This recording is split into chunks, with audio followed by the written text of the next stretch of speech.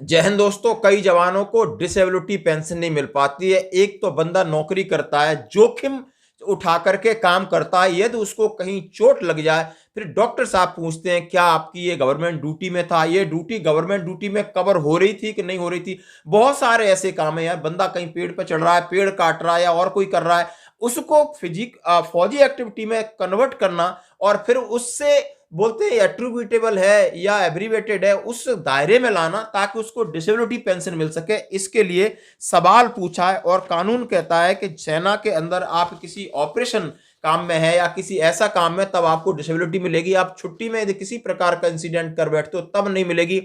तो सरकार ने पूछा आखिर लोग बाग इतने परेशान क्यों होते हैं। अब ये फिर आपके सामने आज, जैसे सवेरे मैंने एक वीडियो शेयर किया कि उन्होंने एक सवाल पूछा भारत सरकार का, ये भी भूतपूर्व सैनिक कल्याण विभाग यानी एक्स सर्विसमैन वेलफेयर डिपार्टमेंट से एक लेटर है जो मैं आपके साथ शेयर कर रहा हूं। उसमें सीधा सीधा सवाल पूछा गया है कि जवानों को डिसेबिलिटी पेंशन मिलने में इतनी कठिनाई क्यों होती है, और मिलती है तो कितनों को मिलती है, क्या उनको लाभ मिलता भी है, ये सरकार प्लीज क्लियर करे। बाकी उन्होंने पेंशन की बात हुई सवेरे, आज डिसेबिलिटी पेंशन की बात हो रही जो पहली बार लोकसभा में मुद्दा उठाया।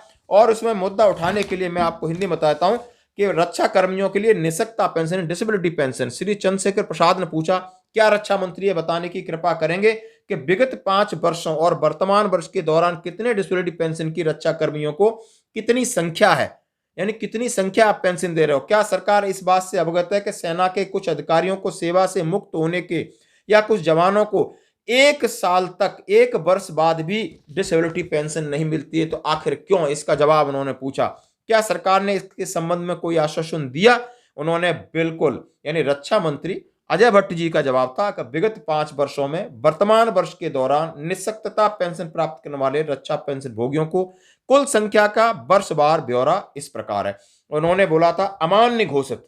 अब ये बड़ी दुख की बात है कि इसमें सीधा लिखा इनवैलिड आउट, यानी इनवैलिड आउट कितने थे, और completing their terms of engagement and grant service pension plus disability pension, यानी एकदम जिनकी 15 साल से सर्विस कम थी वो लोग कितने, फिर 15 साल service plus disability pension total कितने। उन्होंने 2018 में 12,309 और 2019 में 13,061, 2020 में 12,404, 2021 में 11,220 और 2022 में 16,295 और जनवरी 2023 में अभी तक 823, यानी 66,112 5 साल के अंदर हुए। और उन्होंने बोला है कि जो भी नियम कानून के अंदर है वो वैसा करते हैं और कोई भी ऐसा नहीं है कि जिन्हें पेंशन न मिलती हो। शायद ये इस जवाब से हम खुश नहीं है। उन्होंने कहा है डिसेबिलिटी पेंशन और दूसरी पेंशन सरकार वर्तमान नीतियों नियमों के अनुसार निर्धारित रक्षा सेना कर्मियों का कोई भी पेंशन दावा अधिसूचना के लिए निर्धारित सीमा से अधिक लंबित नहीं है। उन्होंने ये भी कहा है कोई ऐसे केसेस नहीं है, शायद उनके पास AFT का आंकड़ा नहीं गया है कि बहुत सारे लोग इसकी लड़ाई लड़ रहे हैं, जबकि कोर्ट क्लियर कर चुका है कि हाइपरटेंशन वो घर से नहीं लाया, वो सेना की ड्यूटी और स्ट्रेस के दौरान होता है, तो उसको डिसेबिलिटी पेंशन मिलना चाहिए।